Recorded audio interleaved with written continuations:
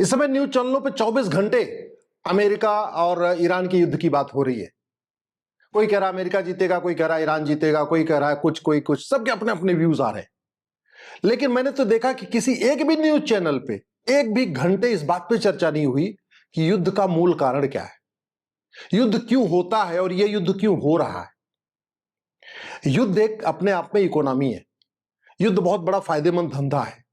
युद्ध से जीडीपी बढ़ती है, युद्ध से नेताओं की जेब भरती है, युद्ध से नौकरशाहों की जेब भरती है, युद्ध से सेनाधिकारियों की जेब भरती है। इसलिए युद्ध चलता रहता है, कभी यहां कभी वहां, कभी यहां कभी वहां। युद्ध होता क्यों है इसको समझ लीजिए पहले आप। जैसे जितना ज्यादा आदमी बीमार होगा ना, उतना ज्यादा डॉक्टर को फायदा है। जितना ज्यादा बीमार होगा उतना ज्यादा दवा कंपनियों को फायदा है। जितना ज्यादा लोगों को हार्ट अटैक आएगा उतना ज्यादा स्टंट बनाने वाली कंपनियों को फायदा है। जितना ज्यादा लोगों का हाथ पैर टूटेगा उतना ज्यादा जो नकली हाथ बनाते हैं, नकली पैर बनाते हैं, उन कंपनियों को फायदा है।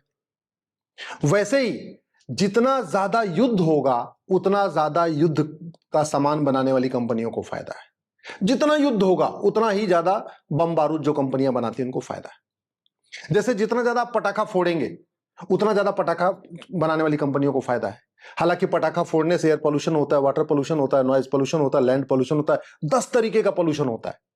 फिर भी पहले केवल दिवाली पटाखा फोड़ा जाता था, अब तो शादी विवाह में भी पटाखा फोड़ा जा रहा है, नए साल पे भी पटाखा फोड़ा जा रहा है, क्रिकेट के मैच में भी हार जीत होने के बाद भी पटाखा फोड़ा जा रहा है। तो पटाखा फोड़ने से 10 तरीके का पोल्यूशन है, लेकिन फिर भी हम पटाखा फोड़ते हैं। क्यों? क्योंकि हमारे माइंड को जो है एडवर्टीजमेंट के जरिए पटाखा कंपनियों ने ऐसा माइंड वॉश कर दिया है कि जब भी हो हम समय समय पटाखा फोड़ते रहते हैं। जैसे हमें पता है कि क्या खाने से बीमारी होगी, क्या नहीं खाने से बीमारी नहीं होगी, हमें सब पता है। फिर भी इतना ज्यादा एडवर्टीजमेंट का असर है कि हम ऐसी चीजें खाते रहते हैं जिससे बीमार होते रहते हैं। अल्टीमेटली फायदा किसको? इंजेक्शन बनाने वाली कंपनियों को फायदा होता है, वैक्सीन बनाने वाली कंपनियों को फायदा होता है, दवा बनाने वाली कंपनियों को फायदा होता है, डॉक्टर को फायदा होता है, हेल्थ इंश्योरेंस बनाने देने वाली कंपनियों को फायदा होता है। तो इस तरीके से पूरा एक इकोनॉमी है। वैसे भी युद्ध भी एक इकोनॉमी है। अब पटाखा बनाने वाली कंपनी, दवा बनाने वाली कंपनी, हर्ट का जो है स्टंट बनाने वाली कंपनी और बम बारूद और मिसाइल बनाने वाली कंपनियों में एक समानता है। सब में 20-80 का रेशियो है। मतलब लागत 20% है, फायदा 80% है। अगर उनके 100 रुपए वो कमाते हैं, चाहे वो दवा बनाने वाली कंपनी हो, चाहे पटाखा बनाने वाली कंपनी हो, चाहे हेल्थ इंश्योरेंस बेचने वाली कंपनी हो, चाहे वो बड़ा हॉस्पिटल हो, चाहे वो आपका जो है ये जो क्या कहते हैं अपने बम बारूद बनाने वाली कंपनियां हो, चाहे मिसाइल बनाने वाली कंपनियां हो, टोटल जो लगभग रेशियो है वो 20-80 का है। 20% लागत, 80% फायदा। अब दवा बनाने वाली कंपनियां तो क्या करती हैं? डॉक्टर को अपना एजेंट बना लेती हैं, हॉस्पिटल को अपना एजेंट बना लेती हैं, और उनके माध्यम से जहां 2 दवा देनी है वहां 5-5 दवा लिख दी जाती है, जहां 2 टेस्ट करने हैं 5-5 टेस्ट किए जाते हैं। वैसे ही ये जो हथियार बनाने वाली कंपनियां हैं, बम बारूद बनाने वाली कंपनियां हैं, ये नेताओं को साथ लेती हैं, ये नौकरशाहों को साथ लेती हैं और उनको मोटिवेट करती हैं कि कहीं न कहीं युद्ध होता रहे। दूसरा, युद्ध तब होगा जब आतंकवाद बढ़ेगा, अलगाववाद बढ़ेगा, जिहाद बढ़ेगा, मजहबी उन्माद बढ़ेगा, कट्टरता बढ़ेगी, घर में गृह युद्ध होगा। युद्ध तब होगा जब आंतरिक रूप से अशांति फैलेगी। तो ये हथियार बनाने वाली कंपनियां भी कोशिश करती हैं कि अलग अलग देशों में अशांति फैले, अराजकता फैले, आतंकवाद फैले, अलगाववाद फैले। अब ये सारा फैलाने के लिए क्या करना है?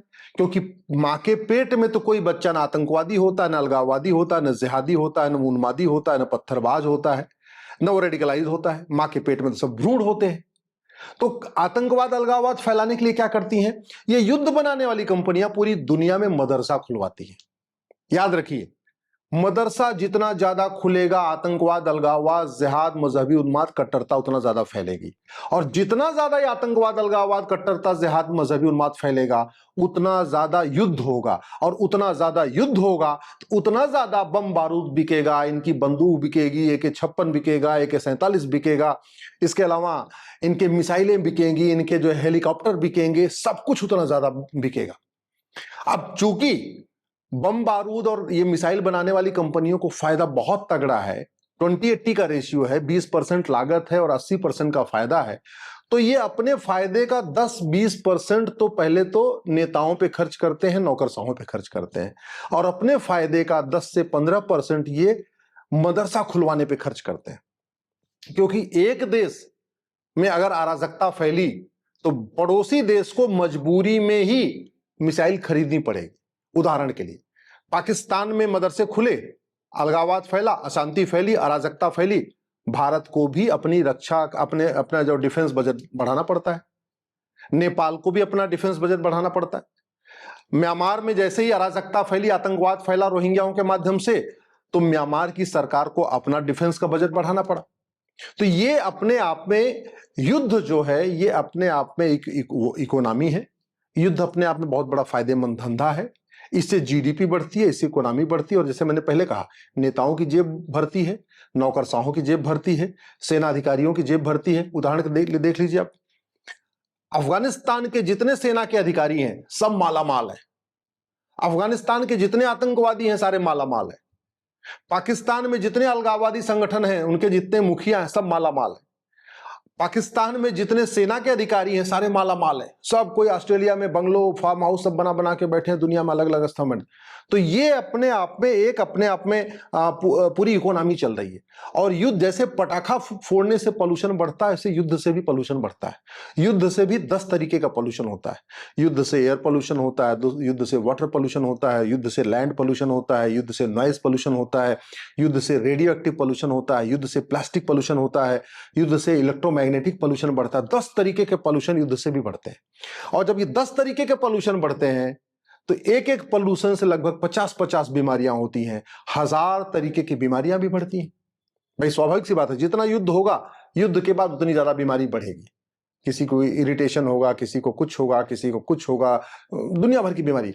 तो युद्ध के बाद जो बीमारी बढ़ेगी तो फिर किसको फायदा हो गया? फिर दवा बनाने वाली कंपनी को फायदा, फिर डॉक्टर को फायदा, फिर हॉस्पिटल को फायदा, फिर जो हेल्थ इंश्योरेंस कंपनी बनाने वाली हेल्थ इंश्योरेंस कंपनियां बेच रही हैं उनको फायदा।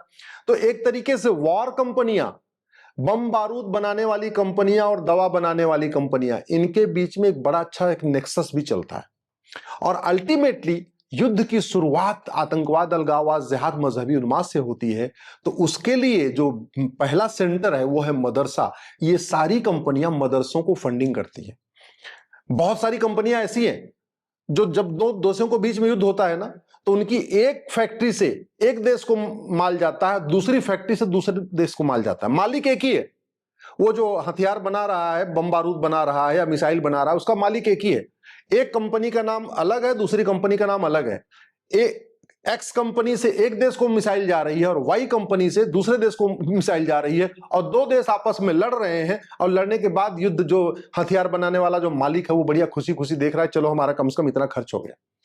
युद्ध इसलिए भी होता है कि अगर युद्ध नहीं होगा तो इनका प्रोडक्शन बंद हो जाएगा। उदाहरण के समझिए आप, हमारे देश में पटाखा कहां बनता है? तमिलनाडु के शिवकाशी में। अब अगर हम केवल दिवाली पे पटाखा चलाएं तो बाकी के 11 महीने तो शिवकाशी में जो पटाखा बनाने वाली कंपनी बंद पड़ी रहेगी। तो वहां के मालिकों ने क्या किया? पटाखा बनाने वाली कंपनियों के बहुत सारे हीरो को, बाकी इनको उनको बहुत सारे करके टीवी पे ऐड देके कि भाई खुशी आ रही, जब भी कोई खुशी का माहौल है तो पटाखा छूट रहा है, शादी विवाह हो रहा है तो पटाखा छूट रहा है, सगाई हो रही है तो भी पटाखा छूट रहा है, कुछ भी मुकदमा जीत रहे हैं तो भी पटाखा छूट रहा है, क्रिकेट का मैच जीत रहे हैं तब भी पटाखा छूट रहा है। तो अल्टीमेटली जीतने का मतलब पटाखा छोड़ना, ये जो पटाखा बनाने वाली कंपनियों ने हमारे दिमाग में डाल दिया। सिमिलरली युद्ध भी तभी होगा ना जब लगातार युद्ध चलता रहेगा। और अगर युद्ध नहीं होगा तो ये जो मिसाइल बनाने वाली कंपनियां हैं, बम बारूद बनाने वाली कंपनियां हैं, AK-47, AK-56 बनाने वाली कंपनियां हैं, इनका तो प्रोडक्शन बंद हो जाएगा। तो प्रोडक्शन लगातार चले, ये तभी हो सकता है जब लगातार उनका सामान बिकता रहे। लगातार सामान तभी बिकेगा जब लगातार युद्ध होता रहे। लगातार युद्ध तभी होगा जब दुनिया में अशांति फैलेगी। दुनिया में अशांति तभी फैलेगी जब लगातार मदरसे फैलेंगे। तो लगातार मदरसों को फैलाने के लिए युद्ध बनाने वाली कंपनियां फंडिंग करती हैं। युद्ध बनाने वाली कंपनियां मदरसों को फैलाती हैं, मदरसे आतंकवाद को फैलाते हैं, आतंकवाद से दोबारा युद्ध शुरू होता है, तो घूम फिर के दोबारा उनका सामान बिकने लगता है। यह है वॉर इकोनॉमी। युद्ध एक फायदेमंद धंधा है।